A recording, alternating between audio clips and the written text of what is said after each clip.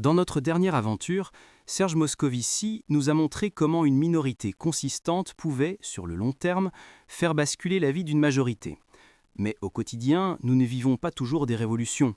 Nous vivons des échanges beaucoup plus ordinaires. Comment un vendeur nous convainc-il d'acheter une voiture dont nous n'avions pas besoin ? Comment une association caritative nous pousse-t-elle à faire un don ? Pourquoi disons-nous oui, alors que nous voulions dire non ? Existe-t-il des recettes, des mécanismes psychologiques que les professionnels de la persuasion utilisent, parfois sans même en avoir conscience ? Pour répondre à cette énigme, notre guide du jour n'est pas resté dans son laboratoire. Il a fait exactement l'inverse. Il s'est infiltré, en secret, dans le monde des vendeurs, des démarcheurs et des recruteurs. Pendant 3 ans, il a mené une véritable mission d'espionnage scientifique. Cet homme, c'est le psychologue social Robert Cialdini.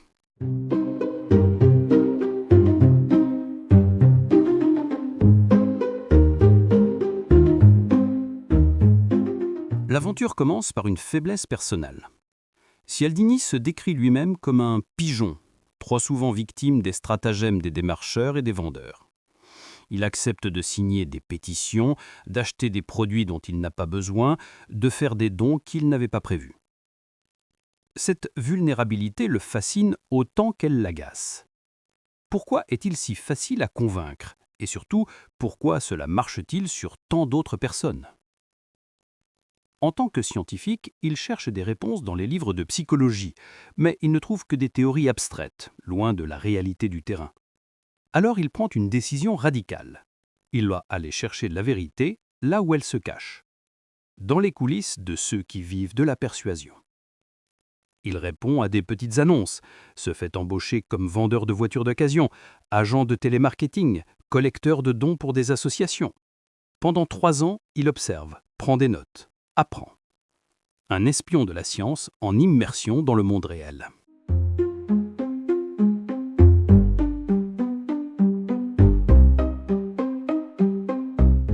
Ce que Cialdini découvre est à la fois simple et redoutable.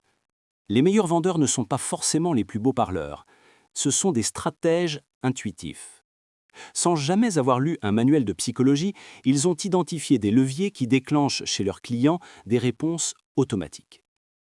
Cialdini finit par comprendre que, derrière la diversité des techniques, il y a en réalité quelques principes universels, de véritables armes secrètes de la persuasion. Il identifie 6 principes. Passons-les en revue l'un après l'autre. 1. La réciprocité. Nous avons un besoin presque viscéral de rendre ce que nous recevons.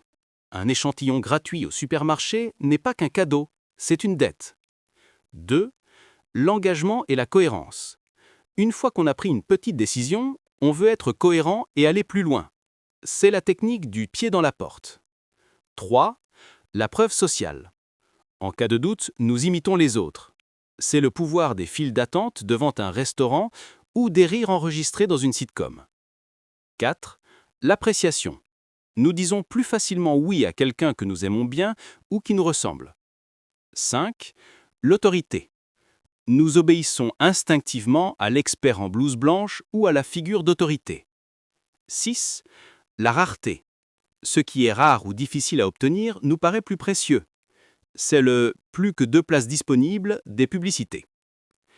Ces 6 principes forment l'arsenal invisible de la persuasion.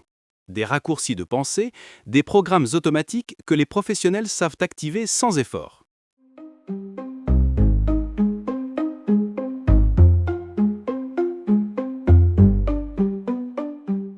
Mais que faire de ces secrets ?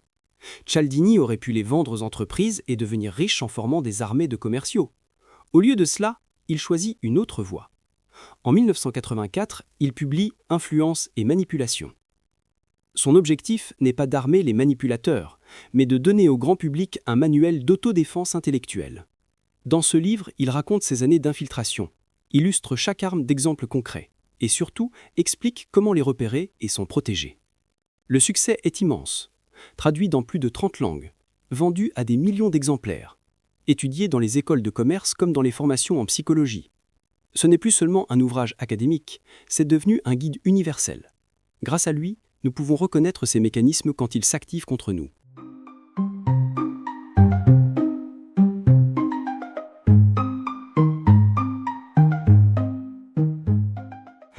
Avec Robert Cialdini, nous découvrons que la persuasion n'est pas de la magie, mais une science.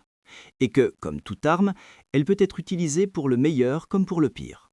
Son travail nous a transformés de pigeons potentiels en citoyens plus avertis, non pas plus méfiants, mais plus lucides. La prochaine fois qu'un vendeur vous proposera une offre exceptionnelle, souvenez-vous. Ce n'est peut-être pas une bonne affaire, mais une arme d'influence qui est en train d'être braquée sur vous.